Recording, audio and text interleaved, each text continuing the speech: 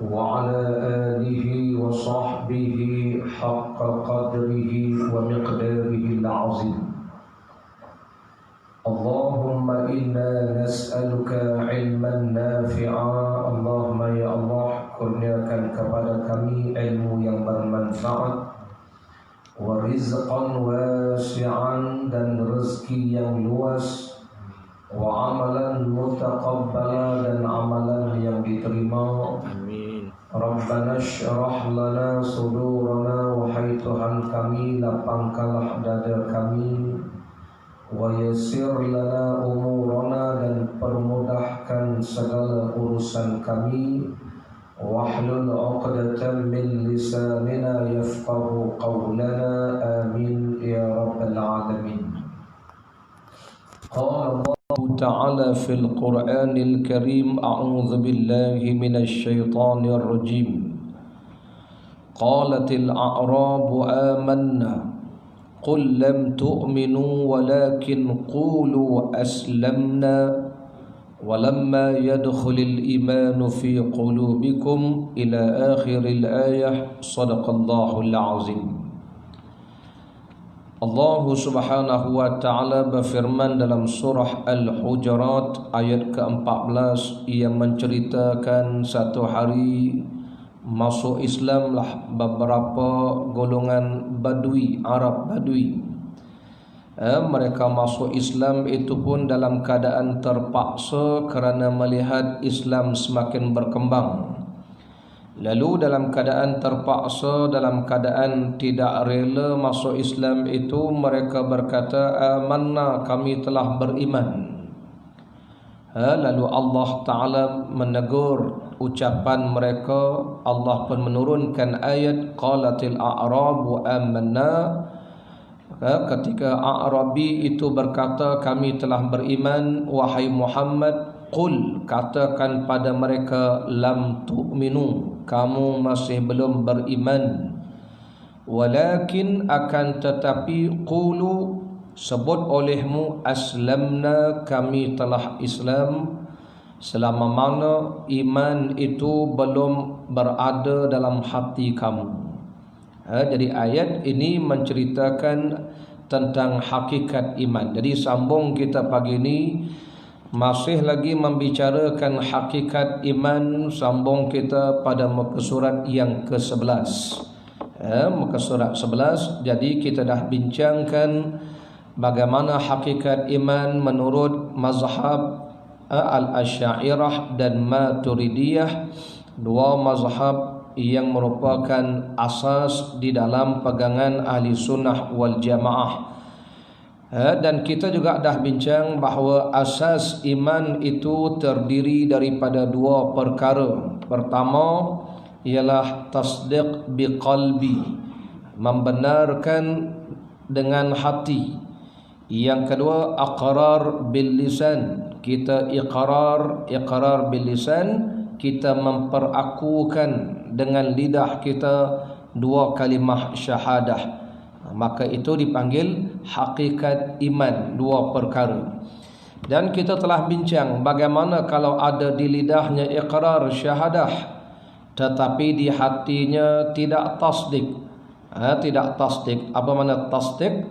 Tasdik ni membenarkan. Kita tengok muka surat yang ke-6 itu, di mana yang hendak ditasdikkan, nak dibenarkan ialah tasdiqu nabiyyina Muhammadin sallallahu alaihi wasallam fi kulli ma ulima maji'uhu bihi minad din bid-darurah.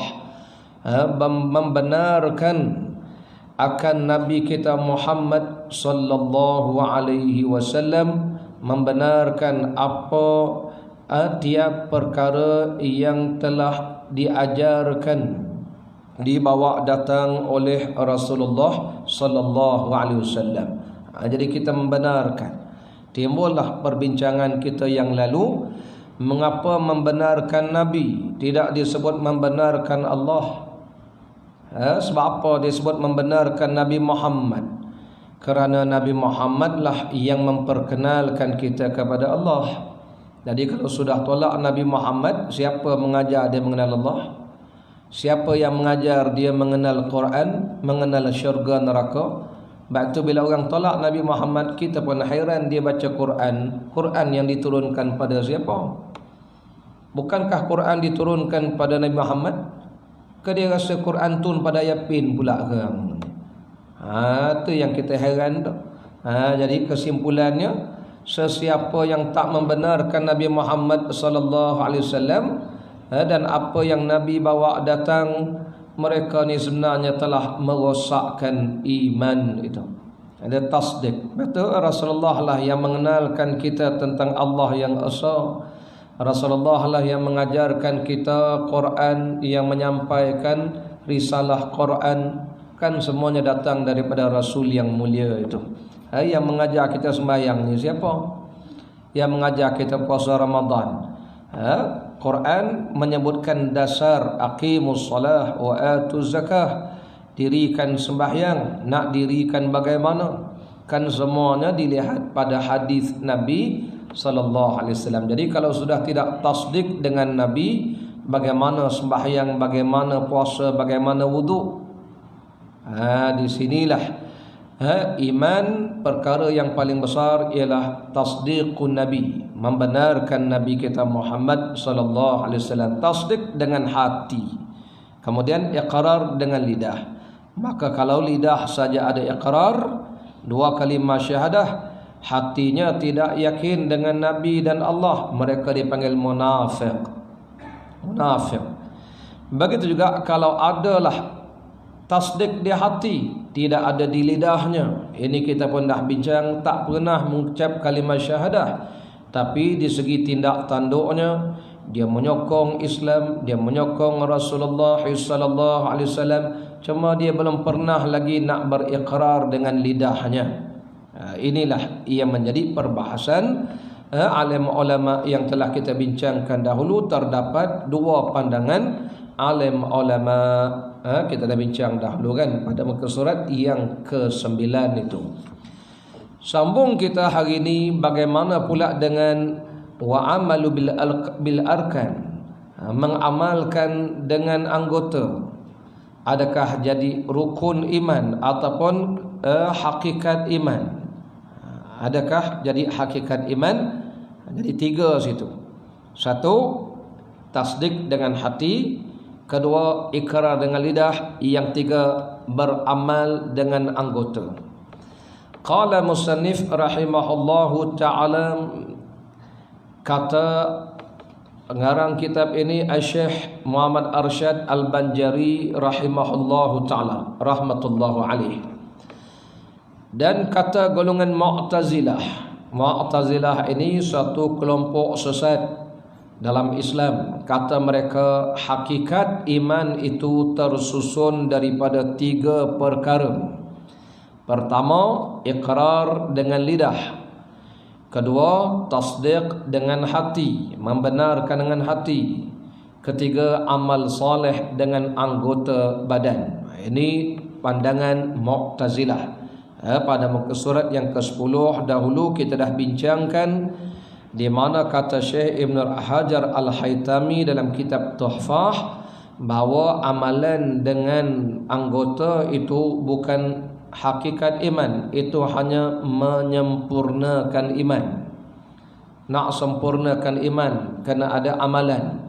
Jadi selagi hatinya tasdik terhadap Allah dan Rasul, membenarkan Allah Rasul hatinya, lidahnya pun masih lagi berikrar, bersyahadah, asyhadu an la ilaha illallah wa asyhadu anna Muhammadar Rasulullah, tapi tak pernah mayang, tak pernah puasa. Dalam bab ini, hadirin hadirat, dia tetap masih lagi pakai beriman selagi tidak ada petunjuk-petunjuk yang membatalkan ikrar dia tu. Dia masih kata dia Islam, dia masih lagi mendakwa dia percayakan Allah dan Rasul, cuma suruh sembahyang dia malas, suruh puasa dia malas. Orang begini dipanggil fasik ataupun mukmin asi. Orang beriman tapi kaki maksiat dipanggil. Jadi amalan-amalan itu untuk kesempurnaan iman. Maka kata Mu'tazilah, dak, Itu sebab Mu'tazilah terkeluar daripada ahli sunnah wal jamaah. Jadi siapa yang mengikut jalan ini jalan Mu'tazilah. Apa kata Mu'tazilah?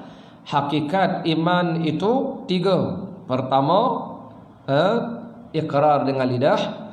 Yang kedua, tasdik dengan hati. Ketiga, amal soleh dengan anggota. Jadi kalau tak beramal, kafir dia kata. Jadi beza dengan ahli sunnah wal jamaah. Para jemaah yang dirahmati Allah, jadi ingat ya. Jadi iman itu 2. Dia saya ibaratkan, walaupun tak tepat. Contoh ni, ibarat macam kita bila sebut nasi. Bila sebut nasi, dia mesti ada 2. Satu, mesti ada beras, mesti ada air kan. Barulah jadi nasi. Kalau tonton kita nak beras saja, tak jadi nasi, jadi bergetih ya. Tapi kalau tak nak air, tak bubuh beras, tak jadi nasi juga, jadilah air je. Jadilah air masak tu kan. Jadi masih ada 2 benda tu, barulah namanya nasi. Begitulah ibarat iman kita. Adapun kita bubuh apa dia, santan, kemudian bubuh daun pandan, bubuh halia, garam sikit, jadi apa tu? Si lemak je. Dia jadi itu dipanggil menyempurnakan nasi aja.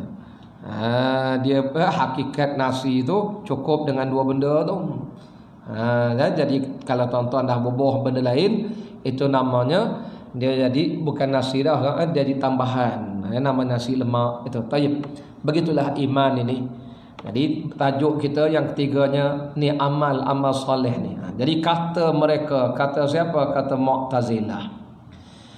Barang siapa baginya ada ikrar dan tasdik dan ia tiada mengerjakan amal soleh, maknanya tak sembahyang, tak puasa, ataupun dia buat maksiat, minum arak, judi, maka orang itu tiada mukmin, kerana ketiadaan amal soleh, dan ia tiada jadi kafir kerana baginya ada ikrar dan tasdik. Ini adalah pegangan Mu'tazilah.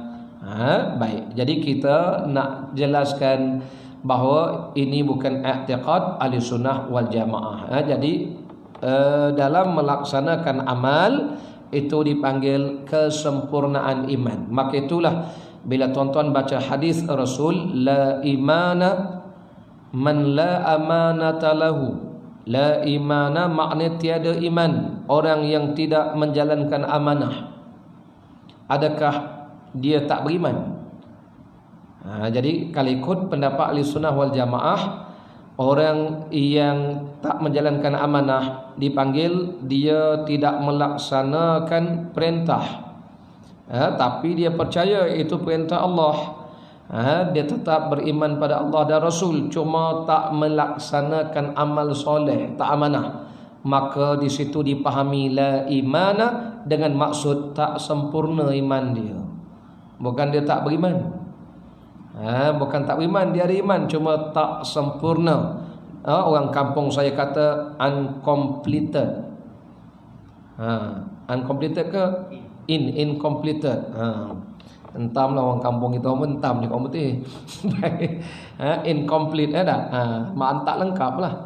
Batu kalau baca hadis tu la imana tu, jangan kita faham batal iman dia. Tak, dia masih beriman, cuma tak sempurna. Sebab iman ada 70 cabang. Antaranya an-nazafatu minal iman. An-nazafah, bersih tu sebahagian iman. Kalau tak bersih, tak beriman ke? Beriman, cuma tak sempurna iman dia tu. Sebab tu kita ni kena bersih je. Ini rumah penuh dengan sarang laba-laba. Tak? Bila tanya kenapa? Itu memperingati hijrah Rasul, dia kata. Jawapannya kau malas. Sebab tu kita kena bersih. Jadi orang yang ambil wuduk tu semuanya sebagai taharah, bersih, basuh najis. Itu namanya menyempurnakan iman. Itu amal soleh kita. Baik, itu pegangan ahli sunnah. Jadi Mu'tazilah dia letak 3 iman ni. Maka orang tak beramal soleh, bagi Mu'tazilah dia tak beriman, walaupun dia tak kafir. Demikianlah i'tiqad Mu'tazilah. Diisbatkan oleh mereka itu wasitah perantaraan antara iman dan kufur. Maknanya amal soleh ni jadi suatu benteng. Jadi satu tembok antara iman dan kufur, seolah-olahnya amal soleh tu jadi syarat bagi Mu'tazilah. Jadi bagi mereka, kalau tak laku amal soleh, batal iman, tak beriman. Maka kaul ini, pendapat ini batil, janganlah dipeganginya. Jadi kata Syekh Banjari, jangan ikut pegangan ini. Baik, timbul pula persoalan. Bukankah iman itu ada 3 tu? Kerana kalau kita tengok jumhur ulama memang sebut 3 benda ni. Ini majoriti ulama sebut. 1, ikrar dengan lidah. 2, tasdik dengan hati. 3, amal dengan anggota. Baik, itu soalnya. Jika ada pihak yang mengatakan bahawa iman pada mazhab jumhur fuqaha, muhaddithin dan mutakallimin. Apa makna jumhur? Majority. Fuqaha, orang faqih, orang alim. Muhaddithin, ulama-ulama hadis. Mutakallimin, ulama-ulama akidah. Dipanggil golongan mutakallimin. Baik. Bukankah mereka berkata ialah perhimpunan yang 3 perkara yang tersebut tu? Itu soalannya. Bukankah majoriti kata 3 benda ni? Pertama, ikrar dengan lidah.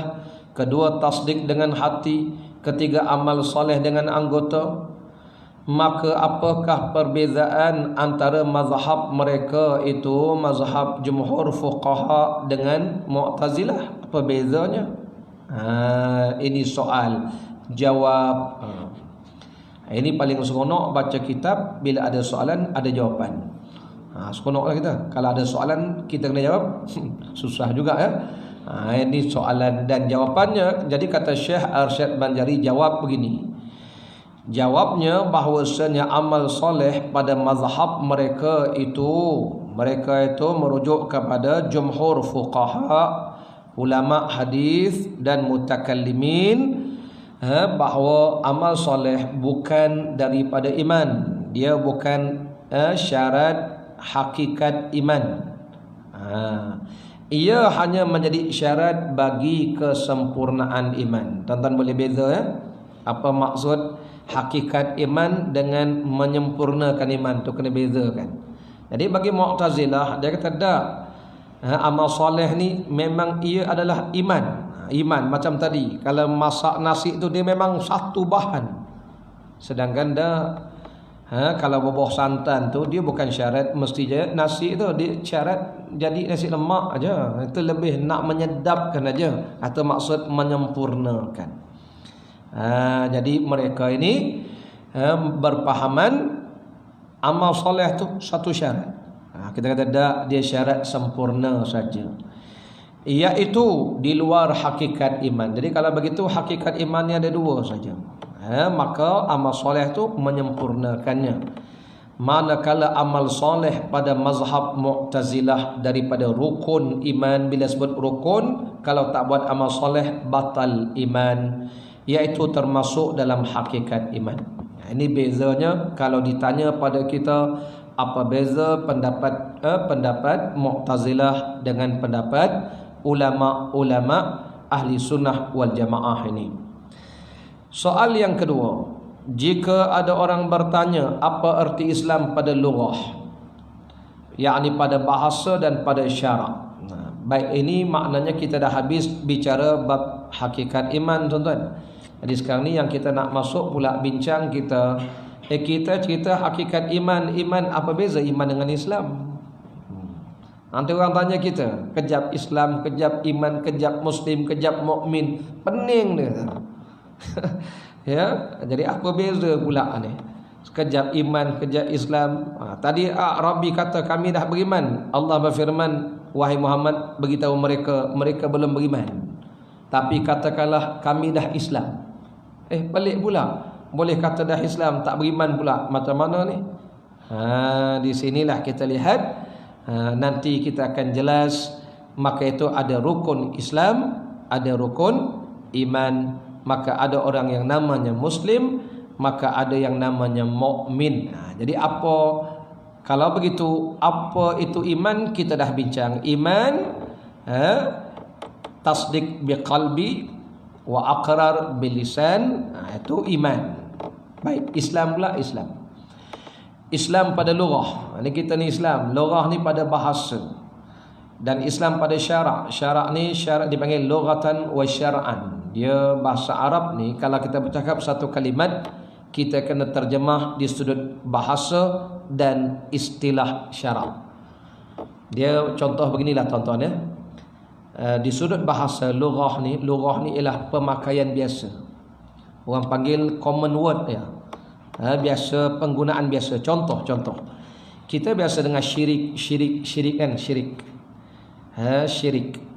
Syirik kemudiannya dipanggil kita pun syarik, kongsi modal, kita pun buat syarikah. Apa maksud syarikah? Jadi syarikat ini pada bahasa pemakaian biasa, penggunaan biasa, common word. Syarikat ni kan kita kongsi modal. Tuan-tuan keluar modal sikit, saya keluar modal sikit, kita buat suatu ahli lembaga pengarah. Kita lantiklah pengurusi lembaga, bapa dia punya ahli lembaga dia, kita pun buka syarikat. Itu dalam bahasa Arab dipanggil syarik, berkongsi. Tapi itu bukan syirik yang kita dok sebut syirik tu. Itu syarikat tu pada bahasa, pemakaian bahasa syarikat tu. Pada syarak, syirik itu ialah orang mengkongsikan Allah. Dia kata selain Allah berkuasa, air pun berkuasa juga menghilangkan dahaga. Nampak, dia kongsikan air dengan Allah. Itu jadi syirik. Selain Allah dia sembah, batu pun dia sembah juga. Aku sebenarnya sembah Allah. Batu ni sebagai medium untuk menyampaikan maksud aku pada Allah. Itu jadi syirik. Kongsikan Allah dengan sesuatu. Itu pada syarak, itu yang kita bincang. Jadi tuan-tuan, kalau cakap bahasa Arab, satu kalimat tu kadang-kadang jadi dua makna. Sebab tu dulu dipanggil ada syarikat Hindia Timur kan, kita belajar sejarah kan. Tuan-tuan macam dah lupa sejarah pola tingkatan 2 dulu. Syarikat Hindia Timur dulu. Jenuh ngapal lah. Apalagi kita pun wujudkan persekutuan. Persekutuan tu dalam bahasa Arab ialah syirik. Kita satukan 14 buah negara menjadi Malaysia. Atau dipanggil kita gabungkan, kongsi kuasa kan, kongsi kuasa sekarang ni. Batu agung tu digilir-gilir kan, betul? Itu nama bahasa Arab, berkongsi. Tapi itu pada bahasa. Kita bukan kongsi kuasa dengan Allah dah.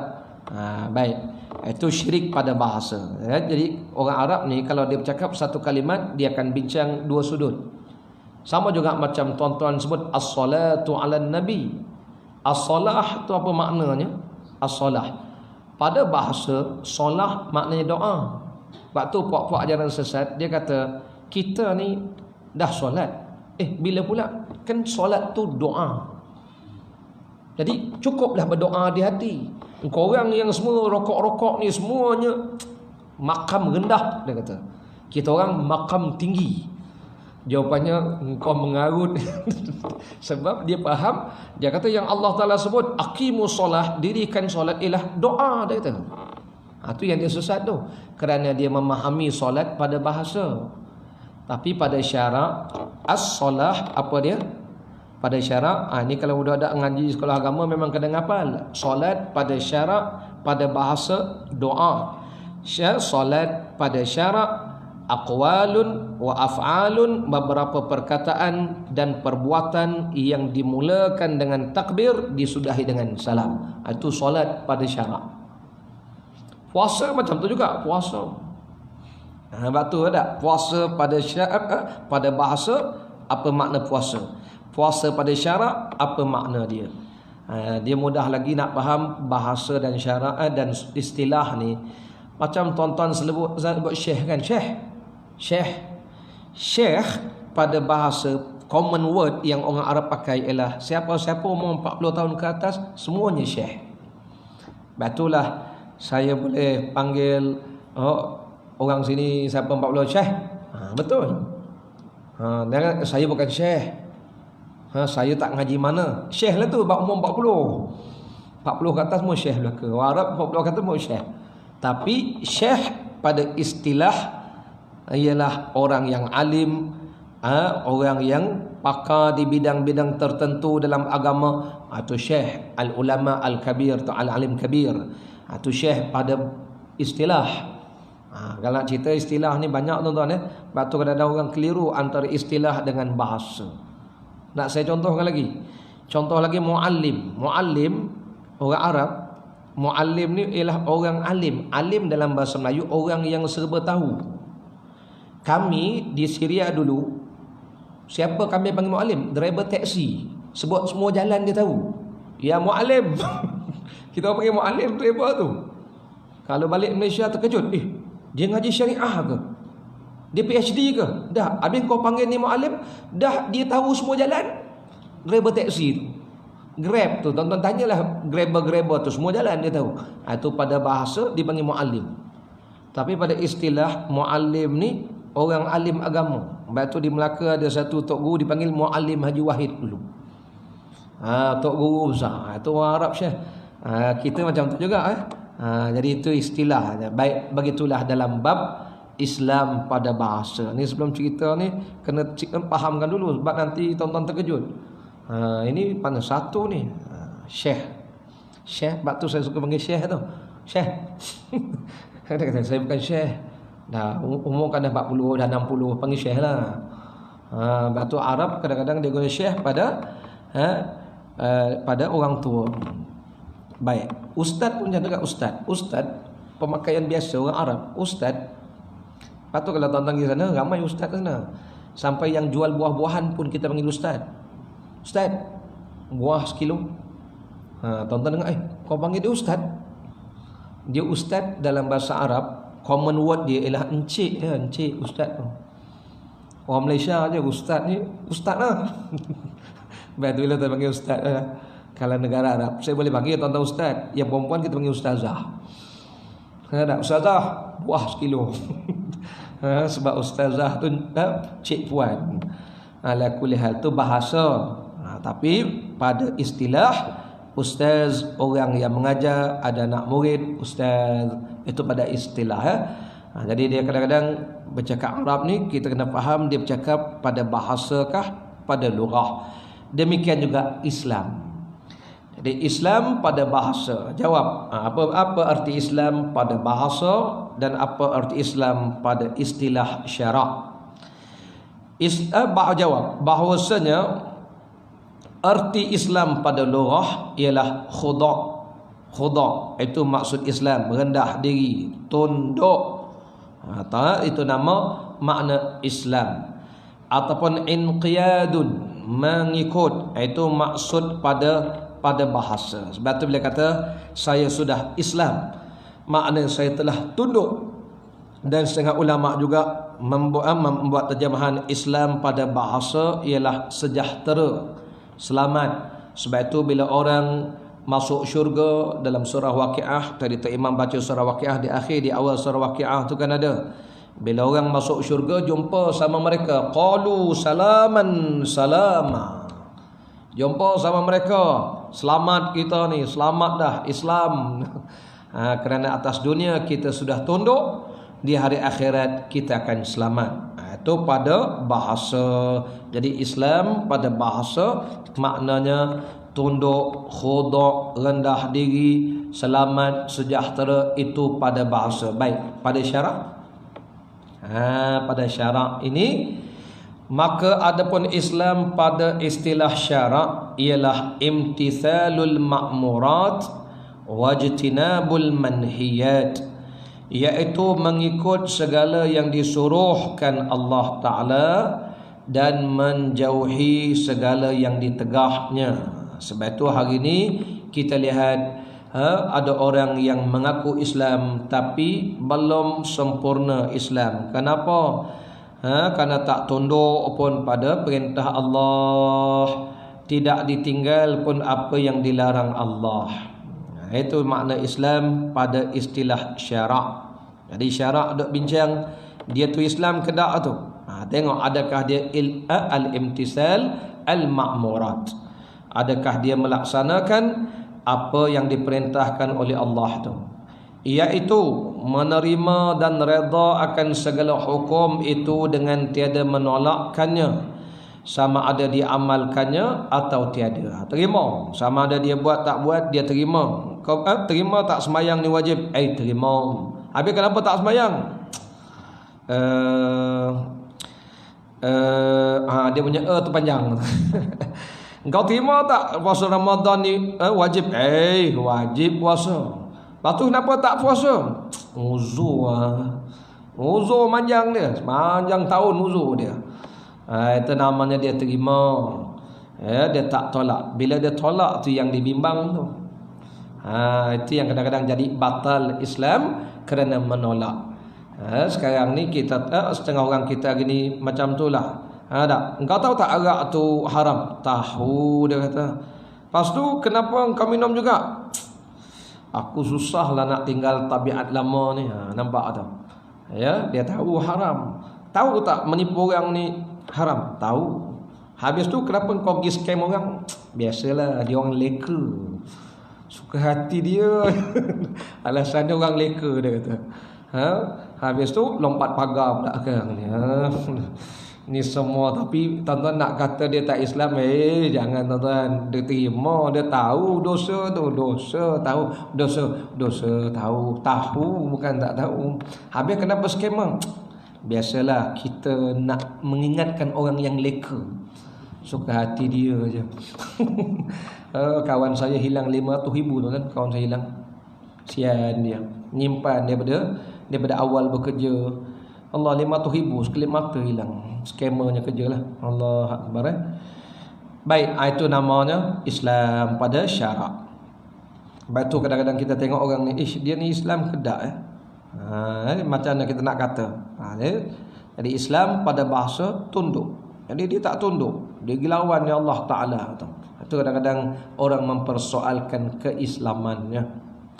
Soal seterusnya, bahawa iman dan Islam pada syarak. Oleh kerana kita dah bincang dulu iman tu apa dia, Islam tu apa dia. Sekarang timbul soalan bahawa iman dan Islam pada syarak, adakah keduanya itu berlainan ataupun tiada? Jawab, bahawa iman dan Islam berlainan keduanya pada mafhum, seperti yang telah kamu ketahuinya pada ta'rifnya. Jadi ta'rifannya tuan-tuan dah ingat apa yang ditakrifkan iman, hakikat iman, iqrar dengan lidah, tasdik dengan hati. Iqrar asyhadu an la ilaha illallah wa asyhadu anna muhammadar rasulullah, hati kita tasdik, itu iman. Batu Nabi kata iman hahuna, iman duduk sini. Allah pun sebut selagi iman tak masuk di dadanya, dia tak layak kata aku beriman. Jadi iman letaknya di sini. Islam maknanya tunduk. Tunduk atas apa yang Allah suruh, tunduk meninggalkan apa yang Allah larang. Taib. Kalau begitu, itu ta'rifnya. Tetapi walaupun nampak berbeza pada makna, pada mafhum, tetapi berlazim-laziman wujudnya pada syarak. Dengan sekira-kira tiada diperoleh mukmin yang tiada muslim, dan tiada diperoleh muslim yang tiada mukmin. Dipanggil talazum. Talazum tuan-tuan tahu? Talazum ni dia saling berkait. Bila kata dia muslim, kita nampak dia mukmin. Bila kita kata dia mukmin, kita akan nampak dia muslim, tuan. Dia benda yang melazimi. Macam contoh, saya nama Raihan. Orang gelak, orang panggil ustaz. Bila sebut ustaz, orang nampak Rehan. Bila nampak Rehan, orang nampak ustaz. Contohnya. Tengok Ustaz Amzan, sahabat saya Ustaz Amzan lah. Tengok dia ustaz. Bukan, dia Amzan. Ustaz. Dah Amzan. Sama. Dia dipanggil talazum. Nak nafikan dia ustaz, dia pensyarah kuis. Nak nafikan dia Amzan, memang abah dia bagi nama Amzan dah. Ustaz Amzan tak ada, entamlah nama dia. contoh itu nama talazum ya. Siapa lagi CEO syarikat, CEO contohnya. Dia CEO lah. Tak, nama dia Mamat. CEO Mamat. Jadi itu nama talazum. Jadi dia Islam. Tak, dia mukmin. Tak, dia Muslim. Mukmin. Ialah sama, nampak macam sama. Dia bersaling berkait. Tapi kalau selidik ada beza. Itu maksud hanya barang siapa bersifat dengan iman, maka ia bersifat dengan Islam. Dan barang siapa bersifat dengan Islam, maka ia bersifat dengan iman. Lazimnya benda itu berkait. Kecuali lah dia kadang-kadang hanya tunduk saja. Itu yang akhir jadi munafik, jadi fasik tu. Tapi secara general mereka ni mukmin, Muslim. Baik, tiada tanggal iman pada syarak daripada Islam, dan tiada tanggal Islam pada syarak daripada iman. Boleh faham maknanya benda itu saling berkait. Hubaya ni bahasa kitab lama sebenarnya, dikekalkan. Hubaya maknanya take note, ataupun tak boleh tidak. Hai sekalian mereka yang beriman. Ini nak jadi simpulan, dah habislah tajuk hakikat iman kita. Jadi kata Syekh Banjari, hubaya precaution, ambil maklum, ambil ingat, wahai sekalian mereka yang beriman, wajib atasmu memeliharakan imanmu daripada segala perkara yang membinasakannya.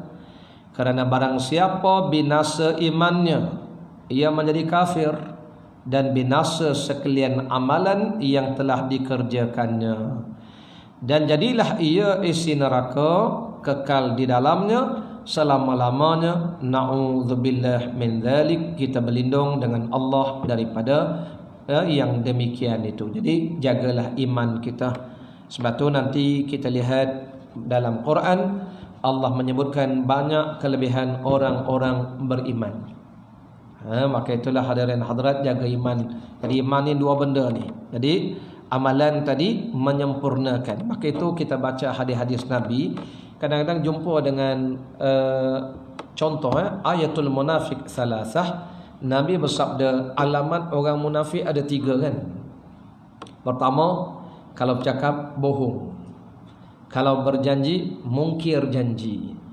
Kalau dia berkelahi melampaui batasnya. Itu alamat munafik itu. Soalnya, adakah dia munafik pada akidah? Jadi kata ulama-ulama, dia bukan munafik pada akidah. Dia ni bercakap bohong, sedangkan syarak melarang kita bohong. Jadi di segi amalnya tidak soleh amalan berbohong ni. Bila janji mungkir, jadi dia ni tidak beramal soleh. Maka kata ulama-ulama, dia beriman. Habis tu Nabi kata dia munafik. Bukankah munafik neraka paling bawah? Baik, maka munafik di situ kata ulama munafik pada amalan saja, bukan munafik pada i'tiqad, akidah. Yang neraka selama-lama tu akidah dia munafik itu. Akidah munafik ni dua benda ni tadilah. Tak percayakan Allah, tak percayakan Rasul, tapi mengaku Islam. Kan banyak hari ni mengaku Islam. Saya Islam Ustaz. Habis Nabi Muhammad kan Nabi. Bukan. Engkau ni Islam mana? Tak. Habis Nabi engkau, kita orang Nabi Melayu. Atau munafik akidah tu. Hati tak membenarkan Nabi Muhammad.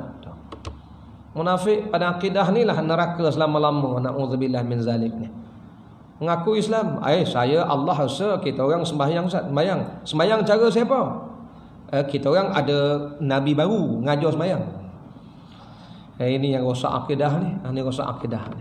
Atau munafik itu betul-betul munafik i'tiqad. Maka itu kata ulama tauhid, munafik ni ada dua macam sebenarnya.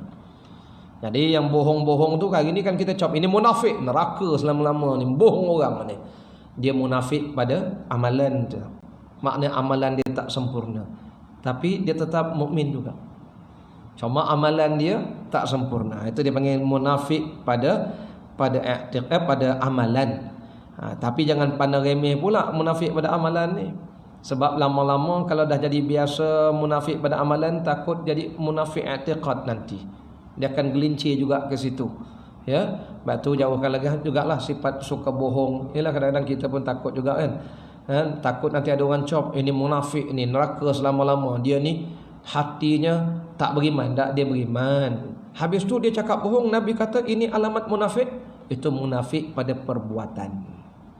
Munafik pada perbuatan saja. Pada amalan munafik. Itu kadang-kadang kita pun elakkanlah bohong. Kadang-kadang berlaku juga. Bohong bini, bohong anak. Nanti abah belikanlah basikal. Sampai sudah tak beli-beli. Janji macam-macam dengan anak, cakap bohong. Jangan Samalah hari ni kalau ada orang bohong tak. I got numbers. Contohlah. Kalau ada lah. Tak sampai sudah nunggu mana numbersnya tu. Contohlah. Kan? Jadi kita jangan ini dia ni ahli neraka, jangan tuan-tuan. Dia mukmin tuan-tuan ya, cuma pada perbuatannya saja barangkali lah. Jadi itu dipanggil munafik. Sama juga orang yang berkelahi melampaui batas. Sebab tu baca hadis-hadis begitu kena faham di sudut tauhid juga. Samalah tadi baca hadis tak beriman, orang yang tak amanah. Ini semuanya munafik, semua ni tak amanah punya orang ni. Ini ahli neraka ni. Jangan tuan-tuan. Dia hanya amalan dia saja. Jadi tak beriman di situ ialah tak sempurna iman dia. Dia tetap kata Allah Esa. Dia tetap kata Nabi Muhammad Nabi. Dua benda ni lah yang paling penting sekali ya. Terhadap Allah, terhadap Rasul sallallahu alaihi wasallam. Sebab itulah bila bahas benda-benda begini, sebilangan ulama takut nak meletakkan kedudukan setengah-setengah puak hari ni yang mengaku Nabi Muhammad Nabi. Tapi di sudut amalannya kadang-kadang nak sebut cakap pun sebut salah juga. Macam Syiah contohnya. Bukan semua Syiah tolak Nabi Muhammad itu.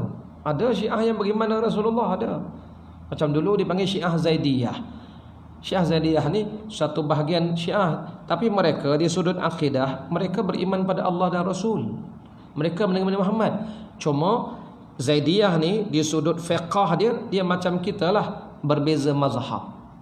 Tapi dia yang kita totally tolak Syiah ni, Syiah yang dah tolak Nabi Muhammad tu, itu memang out sungguh. Macam Syiah Ismailiyah, itu sungguh. Sebab tu bila nak cop Syiah semua itu tolak Rasul, tak juga sebenarnya. Habis tu kita kata Syiah itu sesat, kita bercakap pada majoriti Syiah. Dia kaedah bercakap ni kena ikut majoriti. Macam juga Quran kata Yahudi sesat, kan kita bacakan ghairil maghdubi alaihim, bukan golongan yang engkau murka ya Allah. Ya Allah murka ni puak-puak Yahudi. Habis tu bukankah ada sahabat Nabi Yahudi masuk Islam? Malah isteri Rasulullah ada 2 orang dari kalangan Yahudi, isteri Rasul sendiri. Habis tu kita kata Yahudi laknat. Kita bercakap majoriti Yahudi masa tu. Samalah kita marah Amerika laknatullah. Ini kan orang semangat wajah kita. Ada kata Ustaz, Amerika ada juga saudara saya Ustaz. Duduk kat Amerika, warga negara Amerika. Ustaz melaknat yang mereka Ustaz. Macam mana? Kita bercakap pada majoriti dan kepimpinan dia. Itu kaedah bercakap. Jadi yang kita kata munafik itu, yang kita kata kita bukan mengukur kepada minoriti, kita ukur majoriti. Jadi hati-hati sebab tu bila sebut Syiah tu kita kata sesat, kita bercakap majoriti Syiah. Itu kena faham di sudut akidah. Sebab tu kadang-kadang kita nak cop macam orang tanya Wahabi, dia bincang kalau bab iman ni bincang tu lah. Macam mana penerimaan dia terhadap Allah dan Rasul. Kalau selagi dia beriman pada Allah, selagi dia beriman pada Nabi Muhammad sebagai Rasulullah, dia tetap mukmin. Cuma kadang-kadang amalan dia agak beza. Itu yang kadang-kadang. Tapi macam Wahabi ni kadang-kadang dia ada i'tiqad dia yang salah pun ada. Umpama ini dia dah jadi nasi masuk dalam bab mujassimah tu. Dia jadi ahli tajsim. Tuhan duduk di langit macam kita duduk atas kursi. Tu berat sikitlah. Sebab tu Wahabi pun kadang pecah macam-macam puak. Habis tu kita bercakap kepada pimpinan-pimpinan Wahabi dan pengikut yang melampau tu. Lepas tu bila nak tanya, Ustaz, dia ni pun macam ada angin Wahabi sikit. Lepas tu kita hari ni kalau kat Malaysia kita tahu Wahabi ni ada 3 macam. 3 macam.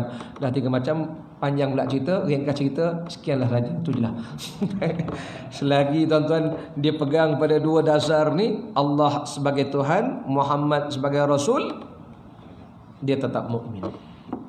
Tu je. Kalau dia pura-pura, tu yang susah sikit, dia panggil taqiyah. Ini yang payah sikit. Tapi oleh kerana kita ni hukum zahir, nak buat macam mana? Bukan zaman kita je, zaman Rasulullah pun pak-pak munafik depan Nabi, pura-pura. Belakang Nabi macam-macam dia buat. Tapi Rasulullah tetap menghukum mereka secara zahir. Sebab dalam hati dia, kita serah pada Allah Ta'ala aja. Itu je lah kita dalam bab iman. Habis nanti kita masuk bab seterusnya, fima yufsidul iman. Ini lebih lagi berat. Nanti bincang perkara yang membinasakan iman. Ini nanti akan tengok macam mana boleh binasa satu demi satu. Wallahu ta'ala a'la wa a'lam. Tak ada soalan kan? Terima kasih lah. Kuliah subuh tak payah soal lah. Sekadar itu saja. Bismillahirrahmanirrahim. Sallallahu ala sayyidina Muhammad wa ala alihi wa sahbihi wa baraka wa salam. Allahumma anfa'na bima 'allamtana wa 'allimna bima yanfa'una wa zidna ilman nafi'a ya arhamar rahimin. Allahumma ya Allah, berilah manfaat di atas ilmu yang kau ajarkan kepada kami, dan ajarilah kepada kami ilmu yang bermanfaat, dan tambahilah kepada kami ilmu yang bermanfaat. Allahumma faqihna fid din wa 'allimna at-ta'wil. Wa sallallahu ala sayyidina Muhammad wa ala alihi wa sahbihi wa baraka wa sallam. Walhamdulillahi rabbil alamin. Fataqabbalallahu minna wa minkum.